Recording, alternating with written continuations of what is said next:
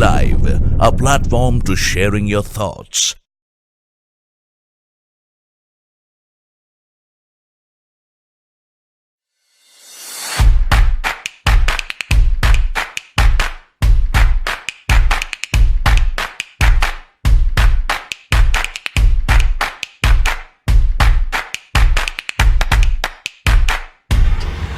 The next session is the perils of being an editor. It's a difficult time that we are all operating.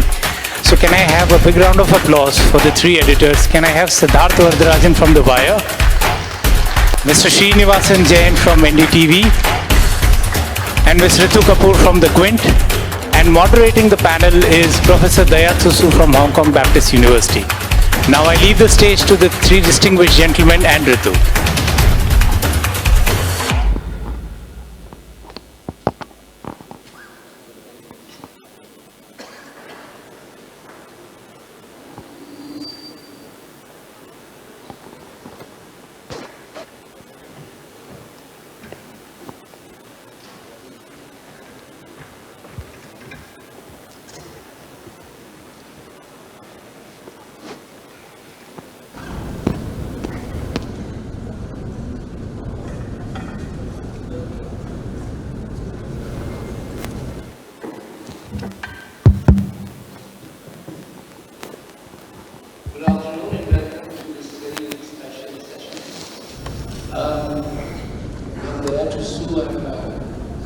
I've recently moved to Hong Kong. I used to work in London for 3 years. And I'm actually involved in this journalism, talk journalism from its inception. But it's the first time I'm here. And I'm absolutely astonished by the scale of it and also this absolutely magnificent venue. So it's a great privilege, and I wanted to thank Avinash Kala, particularly my former student, who has been phenomenally successful in creating this forum where every year top journalists and new faces in journalism get together and talk about various aspects of journalism.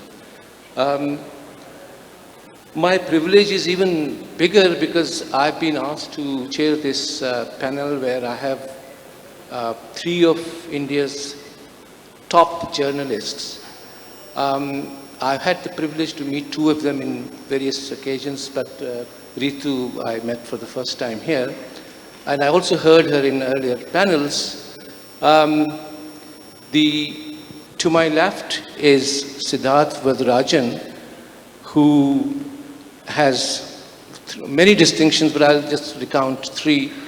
One, that he was the first person outside the Kasturi family to be made the editor of the Hindu newspaper. Still remains India's most sober newspaper. He also won Ramnath Goenka Award and various other honors, both nationally and internationally. And most recently, since 2015, he's started with a couple of colleagues, The Wire, which I have to say I read every day and I benefit from what you cover and how you cover it. So great to have you in this panel. On my right is Srinivasan Jain, who is, I'm not exaggerating when I say this, one of the most distinguished television journalists in India. Again, an award-winning journalist, also, Ramnath Goenka Award, as well as many others. And 2 of his programs, the Truth and Hype, was it? Truth versus Hype, and Reality Check. I'm sure, a lot of young people in this hall may not watch television anymore, but if you're watching television, there are lots of channels in this country. These 2 programs I will strongly recommend because they are still, doing kind of public journalism that journalism should be doing all along. And to my extreme right is Ritu, who you heard before in 2 panels. Her claim to fame is also extraordinarily important because she has started the first mobile internet web portal called the Quint, and I apologized to her earlier that it's one outfit that I'm not very familiar with, but I'm going to be looking at it every day now. But her claim to fame is, even before this technology came, she was one of the key members of Television 18, one of the biggest television networks in this country. So we have top 3 people with various experiences. I forgot to mention that Mr. Jain is also managing editor of NDTV 24/7. So I'm going to just start, because this panel is called Perils of Being an Editor. So I'm going to just start by asking all 3 of you, is the role of an editor diminished in today's age of multimedia, globalized, digital world? I'm thinking of, if you ask an average person today, who is the editor of Times of India, which is the most widely circulated English language quality newspaper in the world, you won't be able to tell me. I grew up in an age where everybody knew who Shyam Lal was, because he wrote a column called Life and Letters, which was a literate column, intelligent column, and millions of people read it and discussed what he had written. Another Times of India editor, Mr. Girilal Jain, famously once said that after the Prime Minister, he was the most important man in the country. So what's happened? Is this the institution of editor diminished to the extent that we don't care who the editor is?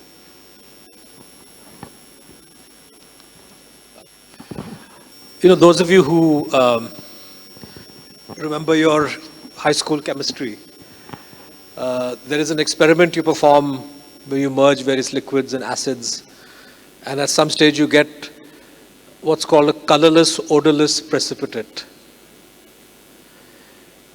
The problem with today's media, newspapers, websites, television channels, the bulk of them, and the question that you're asking about editors, the reason why you don't know of them, is because media proprietors want their newspaper or their website or their TV channel to be something like a colorless, odorless precipitate, something without any character, something without any smell, something without any odor that the government may not like, something without a sharply distinctive personality.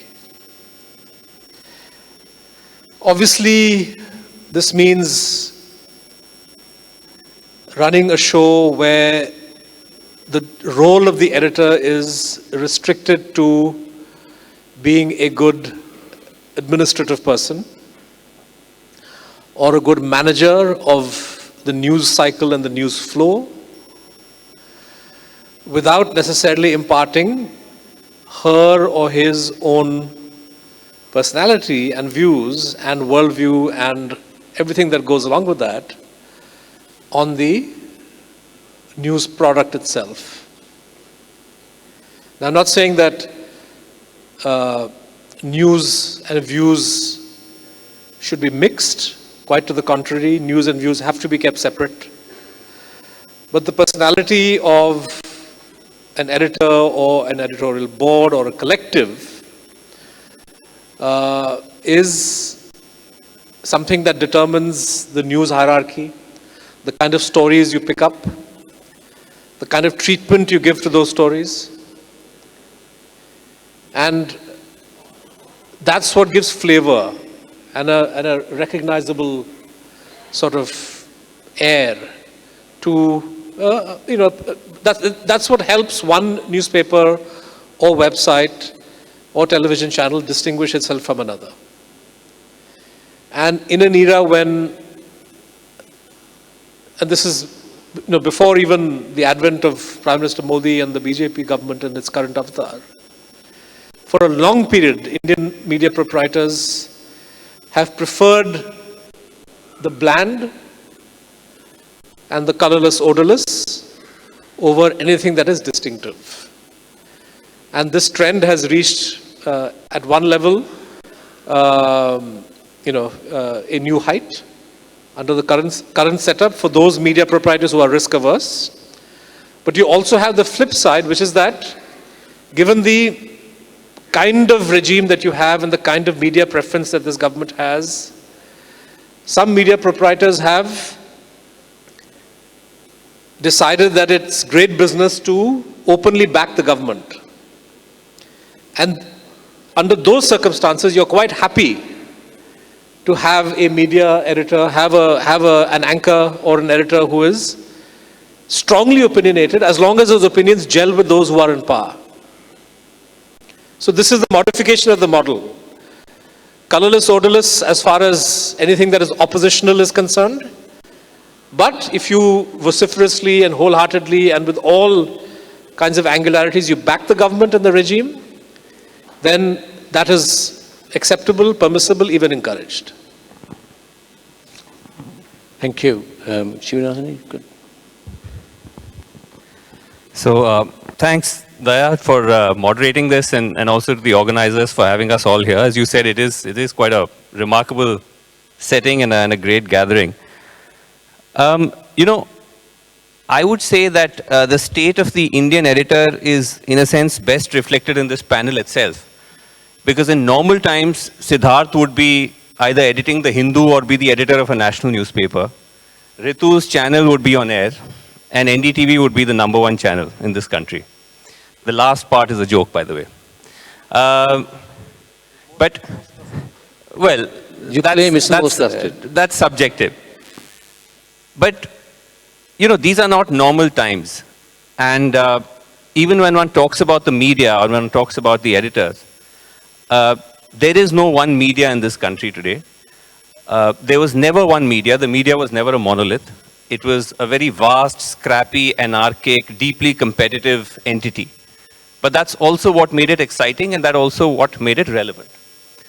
And for all our differences and for all the fact that even earlier there would be journalists and editors and establishments that would be broadly aligned to the establishment or would practice some kind of cronyism, they would still operate broadly within certain tram rails, right? There were broad sort of rules along which you did your journalism, and that's how we operated. But today that's gone. Today you have 90% of the media, the sort of crony media to which Siddharth referred to, who are playing a completely different sport, and especially in television. And for those of us who are conventional practitioners of journalism, we can't even understand what that is. It doesn't seem to be journalism in any familiar sense. Now, for the editors and the proprietors and the anchors of that media, there's no peril, there's no risk. They're doing extremely well. They are flush with cash. They face no financial uncertainties. Some of them actually appear in hoardings put up by the BJP in Khan Market. They receive a steady supply of government handouts, both in terms of information, access to ministers, and so on and so forth. So they're actually doing extremely well. There's no great fear or risk. Then there's a handful of people who are sort of holding out, right? Who are either directly speaking truth to power or are simply doing the same journalism that they've been doing, which is along this familiar, along the rails. It's just that the needle has shifted so far out that simply speaking the truth has become an act of courage. So the stakes have been raised so high that if you're just simply stating facts, suddenly you're now seen as a revolutionary. So for those of us who are in that shrinking pool, being an editor or a proprietor has now come to mean very different things. Every day there's an uncertainty about, are you going to face some fresh case or charge or the other from an investigating agency? Is some sponsor or the other going to pull out? Is the bank going to withdraw its loan? You're operating in hollowed out newsrooms. Your scope and scale of the kind of journalism you do has started to shrink. So it's really, we're talking, as I said, about two entirely different media. When you talk of the media, we're talking about two entirely different media ecosystems. And depending on which one you're located in, your worldview or your vision of what the media is can look completely different. Ritu?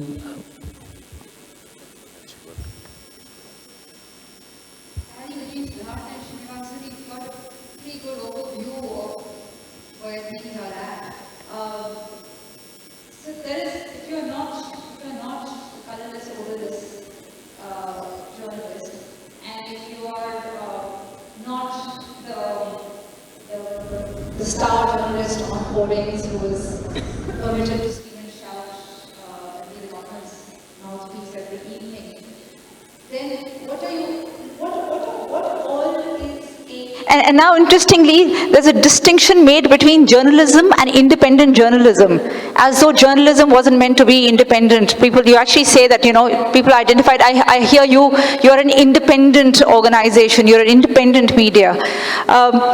So, just to go a little more granular on, the overview that we have from Srinivasan and Siddharth. So now, if you are an independent journalist or media proprietor or editor, you have to start worrying about whether I'm going to be allowed to leave the country. You suddenly have to worry about how much of my budget I have to divert away from good, sound, independent journalism to save for dealing with legislation and a lot of legal battles.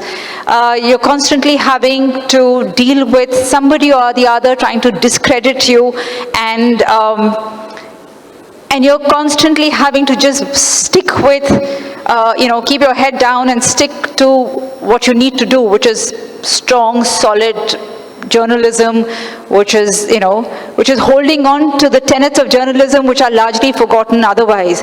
So it's just, I'm not going to, because it's pretty much summarized the situation, but I'm just saying the number of things that you now have to worry about if you're an independent journalist or editor, which has nothing to do with what you should be worrying about, which is your journalism. You're spending way too much time dealing with court matters.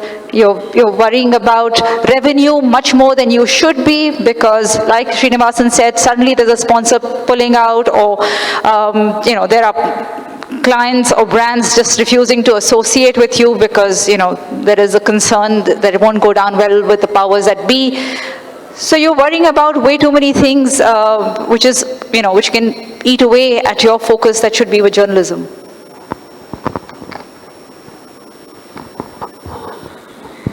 Thank you. I was going to come to that in my next question, which is the entrepreneur editor. So we got examples here in this panel. Two of you have shifted from pure journalism to entrepreneur, editor, owner, etc. In this hugely competitive world, and it's not just competition with your national media, it's a globalized world. And a younger generation is not really interested in television news, I'm sorry to tell you that. So how was that experience of transition from a newspaper editor to a web-only presence? And you also have video in it now, but essentially a very different model. So it would be good for our audience here to tell us a bit about your experiences, especially Ritu and Siddharth. Sorry, I couldn't hear the question. About this entrepreneurship, editor as entrepreneur, how do you negotiate the two things in terms of, you got to look after the revenue, but you also have to have editorial, integrity and journalism as ought to be? I think as an entrepreneurial editor, I think one of the things that's important is to insulate the rest of your newsroom from the pure business of keeping your enterprise going and to keeping it alive. And yet, at the same time, I think now more than ever before, it's important for all senior editors or managers in a newsroom to be aware of at least the business model or the revenue model, whether that's philanthropy or whether that's ad revenue or whether that's subscription models or paywalls, to be sensitive and to be aware of that. But strangely, if you look at the country right now, the most independent newsrooms are the ones where it is an editor, entrepreneur that's running the ship, because the more corporatized the newsroom, the less independent journalism there is.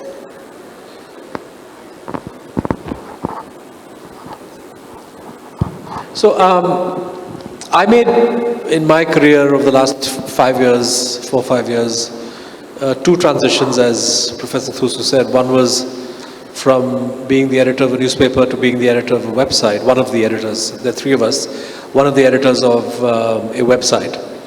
And also from being what was in my last job at the Hindu, pure editor. And perhaps the editor of the Hindu in my time, and I dare say even now, is the last place where you find a newspaper editor in the classical sense, who is actually empowered to take the full gamut of editorial decisions in a way that newspaper editors elsewhere are not able to do. But I left, moved from that to becoming, as you say, I don't think of myself as an entrepreneur editor, because The Wire is a not-for-profit company and a very different kind of entrepreneurship. But these have great challenges. But I think when the point that Ritu made, that it's not a coincidence that it's those media platforms that are the most independent, which either combine, for just the way they came up, the role of editor and promoter, or where the editor is sufficiently insulated from the business side, which may be the case in the Hindu, maybe a couple of other places. And it's challenging. I mean, a lot of my time goes in chasing down donors, or as Ritu said, worrying about legal defamation cases, various methods that have been used to, and we should talk about that also as one of the primary perils that an editor faces. But I would say that the editor to entrepreneur/editor has been a more challenging transition. Going from a newspaper to a website, from newspaper to digital, was not such a leap, because at the Hindu itself, at least by the time I became editor, the website was increasingly important for us. It was the interface with the readers throughout the day, and in fact the Hindu, even during my time, had more digital readers than it did print readers, and today that is certainly the case for every single newspaper. And so perforce, even if the print product is the revenue earner, but as an editor you're not overly concerned about that, but it's the website that essentially brings you the most readership, and in a way has that great multiplier effect. And looking at it from the technological side, today the fact is that whether it's newspapers or websites or TV, we are really all part of a unified system. We compete with each other, we feed off each other in a nice way. When Srinivasan and his colleagues are clocking in for work in the morning, they will see what the newspapers have that they might want to follow. They may see what websites have that they would want to follow. And during the day, if TV has a great story, Ritu and I would be scrambling to follow that. Newspapers do the same thing. So you have a fairly, and we also compete in terms of, putting out, video, for example. Both the Quint and the Wire are very active on YouTube, and I dare say that it's the one place where you have an objective metric of how many people subscribe and how many people view videos that you put out. We don't know. I mean, I think TRPs is still a bit of a voodoo science. It's inexact, to put it charitably. But I can say this with some confidence, that barring the viewership that television channels have at the time of broadcast for any show that they put out.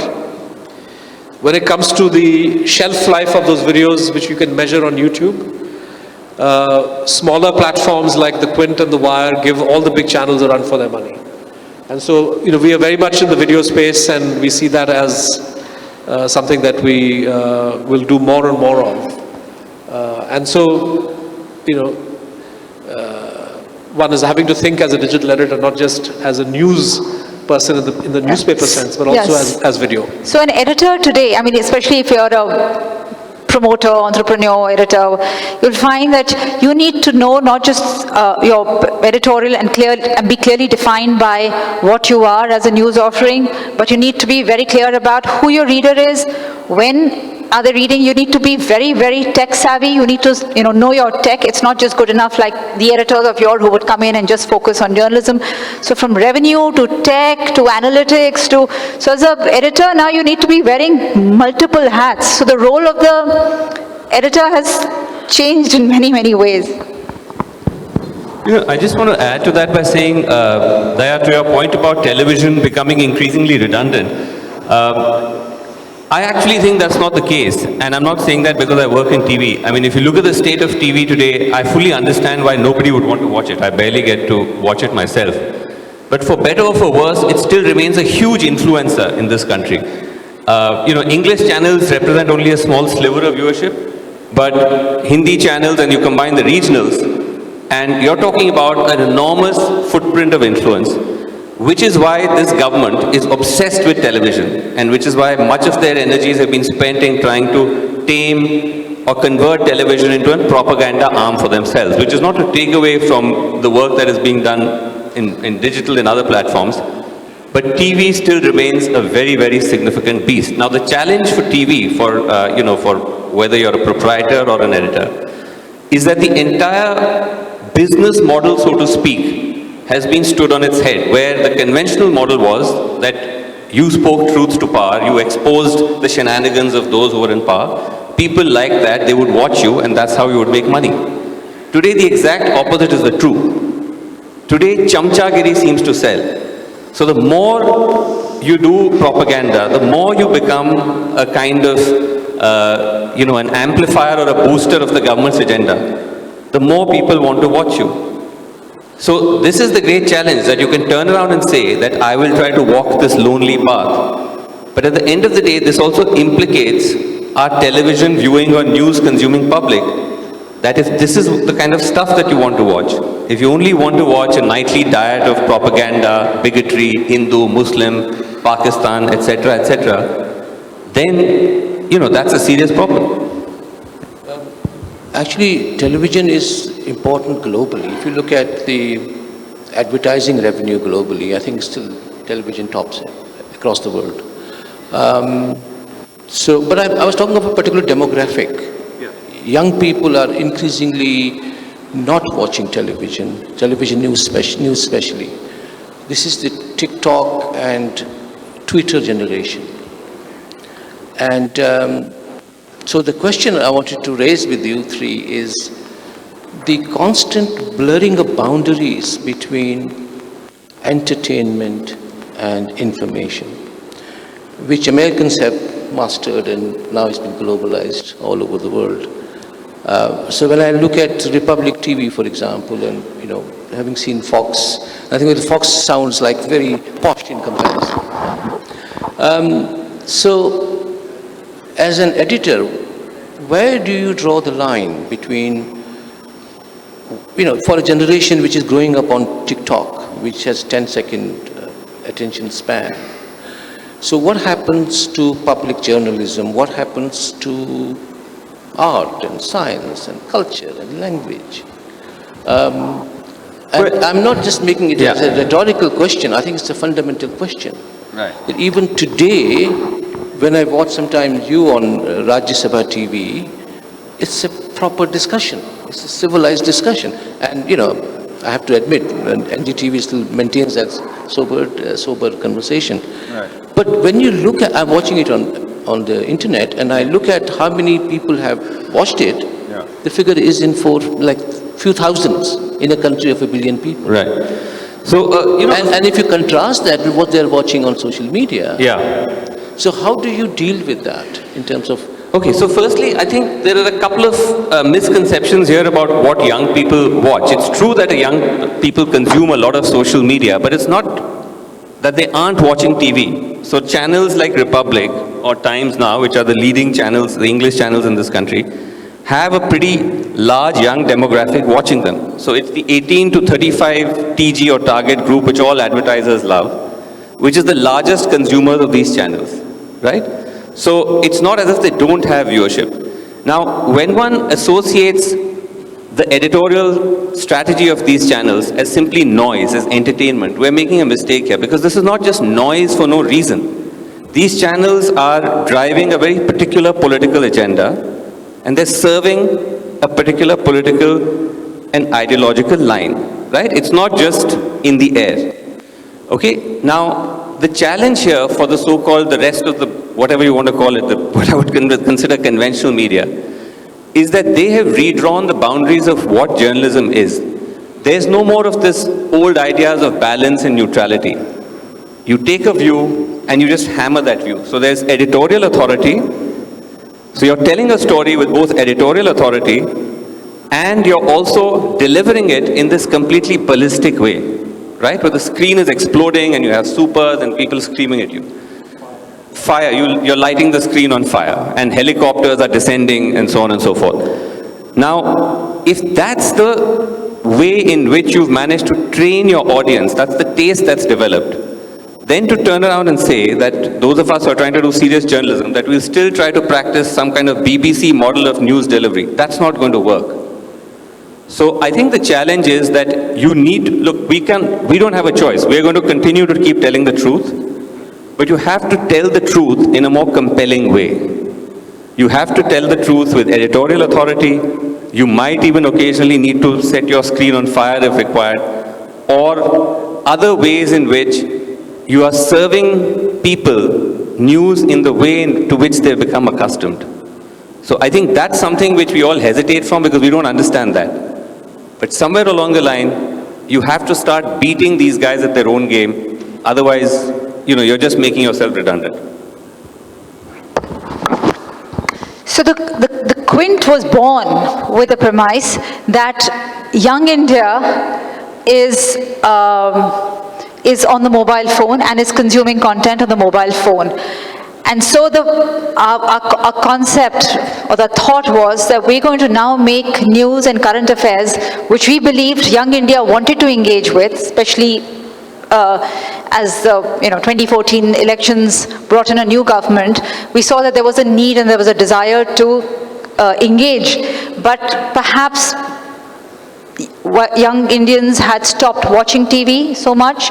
Maybe they were not reading the newspaper at all, but that they were definitely on their mobile phones and they were consuming whatever was being served up to them as news on Facebook and Twitter. So which is when where I'd like to differ is that what our discovery now in the last 5 years is that if you distill the news and you give it to, if you communicate news, current affairs, views, opinion, debates in formats that young Indians are engaging with on other platforms. So if you're bringing in the Snapchat format, you're giving them relevant, solid, serious, sticking with facts, basing it on data, but communicating it. One of the formats that works very well for us, for instance, because we try and bring a lot of, we know that our audience is young, and therefore, if you're talking about the Babri Masjid demolition, or if you're talking about the emergency, or if you're talking about liberalization of the economy in the early 90s, they need the context if they have to understand what is happening today. So we bring a lot of that in a graphic novel format, or one section is focused on explainers because we think that is important. Siddharth talked about the high engagement of how much a video travels. You will find that the Wire or the Quint will very often have a very simple video where one person, a senior editor who comes with credibility, is standing and just talking directly to the audience, because the mobile phone is a very intimate device. You consume the content one-on-one, and therefore the communication. So I think as long as you are reaching out to young Indians in the vocabulary that they understand, in the formats that they're familiar with on the various platforms that they like to engage with content, and for good or for bad, the news surfaces on their social media platforms. So I think one of the things that you have to, if you want to reach out to young audiences, is as an editor, as a media owner, you have to worry about distribution. You know, unlike when I was in television, for instance, I had nothing to do with, I was a content person. I would never engage with distribution. That was a separate team that went out and paid carriage fee and did all sorts of things. When it's on digital, you're worrying about distribution and looking at the analytics all the time, because there's no point generating content which is not reaching out to your intended target audience. Also, it's so liberating for me to move from English news on TV to digital, because for years I was being told that, look, you know, our audience is SECA 40 plus male, and therefore they will not be interested in this and they will not be interested in that. I used to run a show called Why Not, which was a young which was a show for Young India on CNN-IBN, what was then CNN-IBN. And Rajdeep would always come and tell me that, you know, when I was going for my morning walk, my 60-year-old neighbor said, what is that show? I kept saying, but that show is not for your 60-year-old neighbor. It is for a much younger audience. And so when I moved to digital, I find it so liberating, because the 40% of the Quint's readership is women, which is huge. In a country where, you know, and this including Hindi Quint. So, you know, in a country where women's access to mobile devices or to the internet is not as widespread or as much as it should be. So I actually think that Young India is engaging with news and current affairs in the last 6-7 years much more, partly because of what is happening in the country, but partly also because of the digital, how accessible it has made it. Not accessible in terms of I can reach it, in terms of the vocabulary and communication and the medium and the formats. Thank you. I know that Wire doesn't do infotainment. It's a very serious channel. But how do you deal with those issues, reaching the young audience? No, I think this is not I don't consider this a challenge or a problem, because we, one of the beauties of digital publishing is that you create content which is really quite malleable and lends itself to very easy repurposing depending on the format. So we take a story, for example, Karan Thapar did a really very, very detailed interview with Professor Faizan Mustafa on the constitutionality and legality of what the government had done on Kashmir. He also did a marvelous interview last week with Pranab Sen, former chief statistician of the government, on the current economic slowdown. Now these were major, 45-minute long interviews. We are fortunate that our YouTube audience, it's quite unheard of in terms of YouTube analytics, at least this is what YouTube people tell us, that by the time the 45-minute video ends, we still have anywhere from 27 to 28% of the original viewers who've stayed on till the end. But we've also taken these videos, picked up a 2-minute or a 3-minute clip, put it out on Instagram, put it on Twitter, and used it as a teaser to get people to get some instant gyan from that 3-minute clip itself, but also then to come and watch the full interview if they are so inclined. And we do this with a lot of our content. I have a couple of young colleagues who are really very, very good at and understand how Instagram works. And we are finding a response rate and a growth rate in terms of followers and views and engagement on Instagram that is the fastest of any of the social media platforms. And so I think that this is not, it's not an insurmountable problem.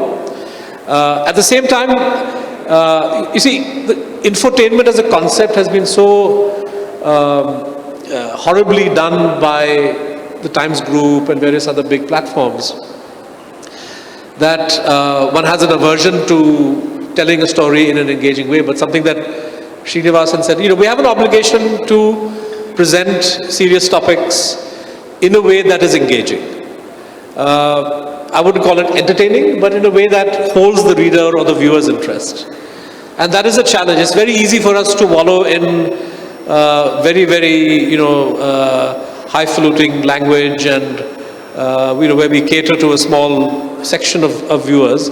But it is in our interest, and, we are all learning how to read analytics so that you can, so I'm saying we will still cover that story, which, say, of rural distress, knowing full well that perhaps only 5% of our readers may want to read it. But the challenge is that, can I tell that story better? So that instead of 5%, it becomes 10% or 12%. And so I think that being engaging is a challenge that all of us as editors need to grapple with. Thank you. I'm told that our time is coming to an end, so I'm really sorry we wouldn't have time for Q&A. Unless we have 5 minutes, where is Avinash? No? Sorry? We can have few questions. Okay. So can I request you to please be very precise in your questions? No biographical details, no anecdotes. Straight to the question, and please be clear who you want that question to be responded by. So this lady in the front, please.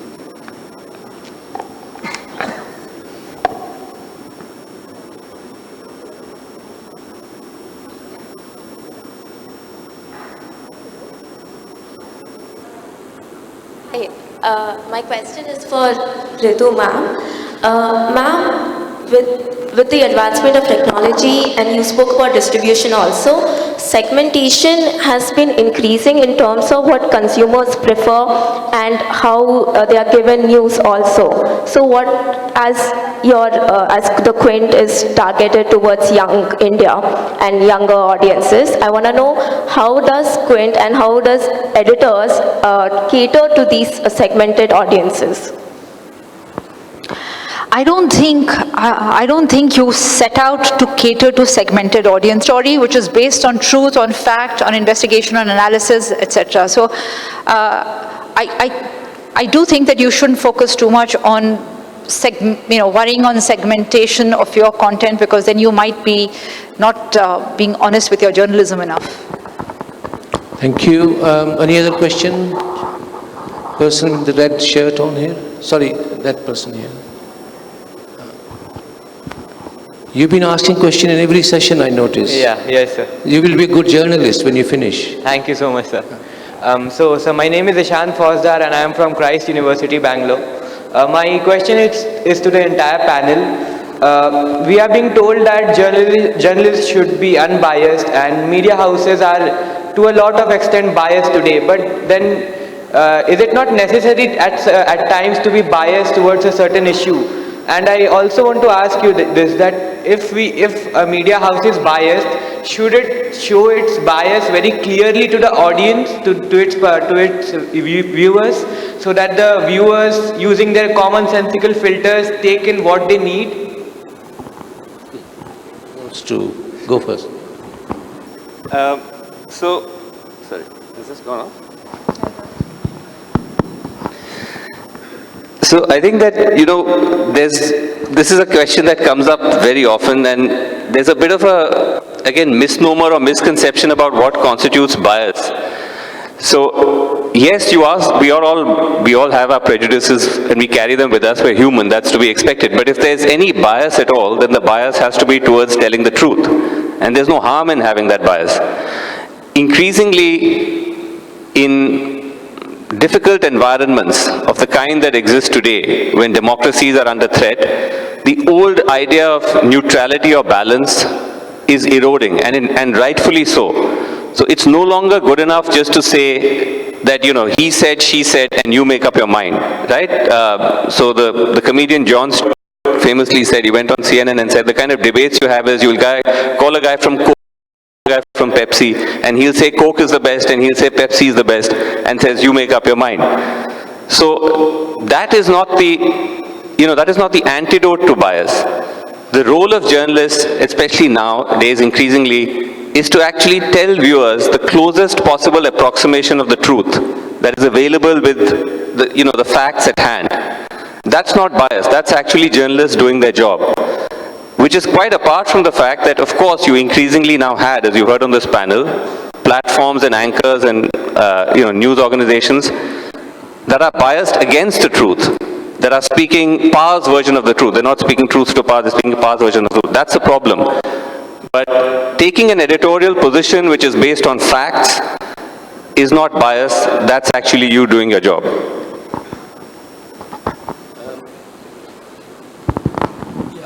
No, I endorse what Srinivasan said completely. And I will add and be more, try to give you a more direct response to what you're trying to say, what you're trying to ask. That, everybody has their views and their biases in the politics, right? So I don't hide mine. If you want to pick up, if you ask me, say, what do you think of Hindutva as ideology and politics, I abhor it. I loathe it. That's my view. Does this mean that events, my reporting of a government announcement or an initiative or a speech will be biased in some way, or I will allow the fact that I don't like this politics? Will I alter facts? Will I play with the truth? Or do I have the capacity to separate my views and my news and views in the platform that I run? So I think it's incumbent on, so any editor who says that she or he is completely unbiased and doesn't have any opinion is probably lying. Everybody has their opinions. The challenge for us is that when we report something, for us to be as scrupulous to the facts as is possible, to verify, to re-verify, to ask questions and to provide answers based on facts. That's our job. And I think the problem is that many platforms today have completely mixed news and views. Several channels, for example, or newspapers do not believe in straightforward reporting anymore. And that's the problem. I don't mind an anchor having a very strong pro-government view if they confine that to some kind of editorial section. For example, Rajdeep does it best as an anchor, I think, where he conducts a discussion and at the end he gives the editor's view, which is his view. But it's not as if that view is coloring the way in which a story has been presented. So I think that's the challenge. Do you want to add something? Okay, so we may take two more questions, and then we will have a last session for sort of summing up your point. So the two ladies, they are sitting next to each other. Hello. Hello. So my name is Sheena. I just want to ask a question to the entire panel. Nowadays, speaking truth also leads to defamation and sedition charges. So does that affect to cover any story which needs to be covered, but it is restrict from because of defamation or sedition charges are being filed? Thank you. And so hold on. And the next lady.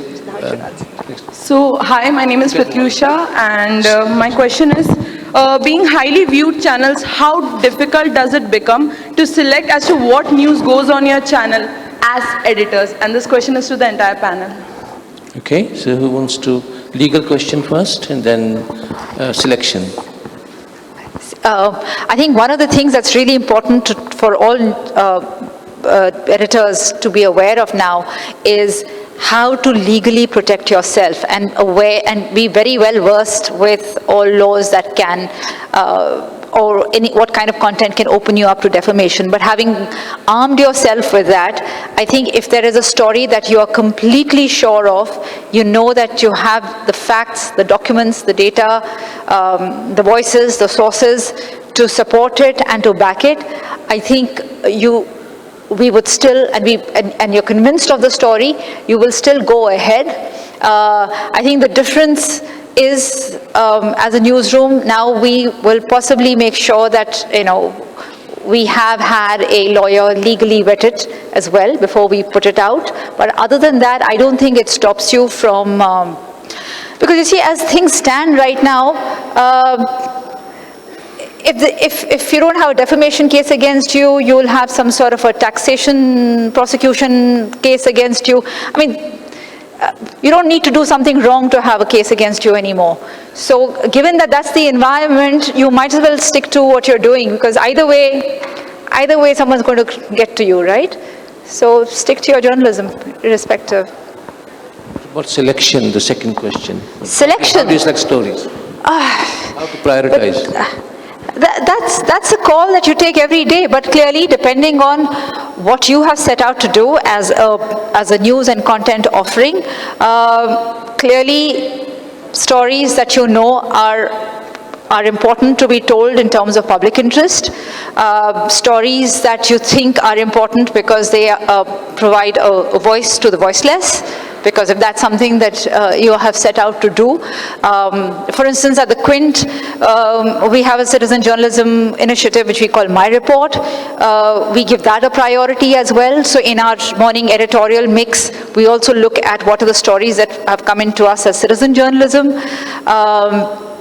But I think largely that is what the call is. It's a call that you take every morning, right? And you know that there are some stories that you want to go big on. So obviously, if there is a budget rollback announcement, or if there is, a new development on the Kashmir issue, you will go big on it, and you will try and get more. The other thing is that a lot of the stories are determined by the stories that you have got, that your journalists have gone to the ground and got, which is clearly a story that you are going to tell, which is a story that you're bringing as against the stories that are there in the news universe already. So these are calls that you take editorially every day. I just, on the point of defamation, obviously it is a problem, and in fact I think all three of us here on the panel are united by certain trigger-happy, defamation-happy corporations who file cases against us. But I think the bigger problem that the Indian media faces, or which is acting as a deterrent, or which is leading to self-censorship, is not defamation. The problem is, and we were speaking about this, the fact that you have an extremely hostile regime which is hugely resistant to the truth, then there are multiple ways in which they can neutralize you editorially without having to file defamation cases against you. So you lean on sponsors, you lean on advertisers, you lean on proprietors, and suddenly you find inconvenient journalists, editors, anchors, stories disappear like that, and then the news organization falls in line. So you can essentially do that like a tree falling in the night without drawing the kind of attention that you'd bring to yourself if you go in for something more conventionally like defamation, right? As far as the question on the selection of news goes, as Ritu was saying, I think there's a lot of news which self-selects itself, right? So on a given day, most newsrooms, conventional newsrooms, perhaps not so much digital newsrooms, know what they're going to go with. If Article 370 is abrogated, that's your big story. If Bombay is flooding, that's your big story. But within that, what do you look for? I think what most editors look for, and if some of you are young journalists, you will face this as you enter newsrooms. What are we looking for? We're looking for reporters who can lift the lid on that generic news of the day and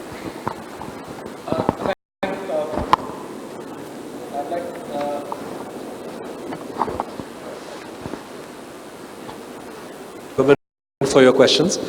The defamation under the current setup is actually a form of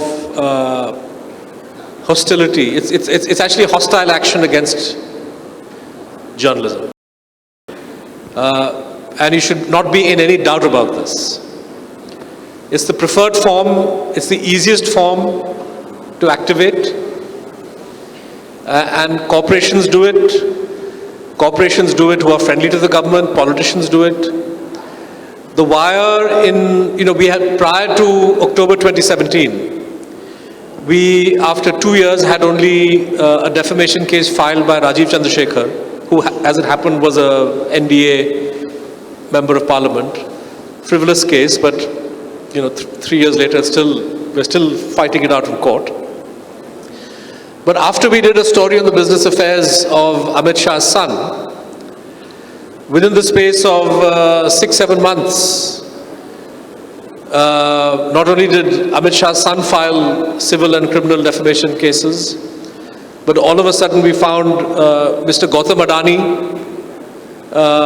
filing not 1 or 2 but 6 defamation cases against us, all on frivolous grounds, and finally he withdrew those cases during the elections. Anil Ambani, another businessman who is, shall we put it, is a kind of close to the government, quote unquote. 2 defamation cases of 5,000 crore each.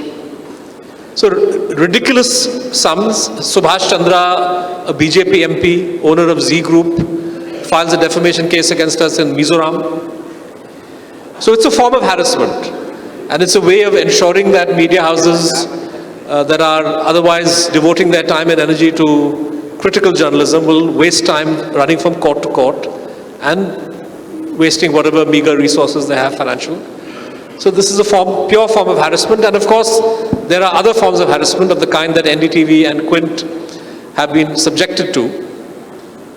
But make no mistake that this is all hostile activity against the media. On the issue of news selection, you are driven by what's happening at any given time, but I think media houses make decisions, conscious decisions. For us, for example, we have a long-standing commitment that we want to play up and highlight stories related to manual scavenging and sanitation in general, and particularly the intersection between sanitation issues and caste oppression. This is editorially important. We have a section called Grit. And in the current context, we are very clear editorially that we don't want to lose sight of the J&K story. So even as we are told that things are normal and everything is fine and so on and so forth, we have at the top half of our website is devoted to the latest developments and news, reporting and analysis from J&K, because we believe this to be the single biggest story of this year, perhaps even of this decade, and one that's going to have very, very long-term repercussions, and we need to be very, very closely following the story. So these are commitments that editors make, that news organizations make, that this is our editorial priority. Within that, of course, the standard rules of editorial responsibility apply. I get tons of stories, and we reject many because they're simply not possible to vet things, or maybe a story isn't fully reported, and you have an added headache right now that you can get a story from J&K, but if you want to get back to the reporter with queries to clarify a certain point, it's virtually impossible because you can't reach anybody by phone. So this is an added challenge, but I think that the personality of a website speaks best through the kind of stories that it chooses to highlight, the kind of things that make it to the headlines, the kind of things that make it to the top of the bulletin. And that's where you can see Srinivasan is being modest, but if you compare NDTV with Times Now or Republic or India Today or any of the other channels, chances are that the topics of discussion in the evening bulletins on NDTV will be much more connected to burning issues of the day, particularly issues that the government doesn't want you to talk about. So every other channel will be busy with Hindu, Muslim and all of this nonsense. But NDTV among the channels still devotes its, and that's clearly a conscious editorial decision that they've taken. All right. Thank you. On that positive note, we're going to come to end this session. So please join me in thanking our fantastic speakers, and they will be around, so you want to have, except I think Ritu is flying back. Yes. Are you flying back soon? Thank you, panelists, for the great session and insight. I will love to call upon Nick Davis, sir, for the thanks of token. Thank you.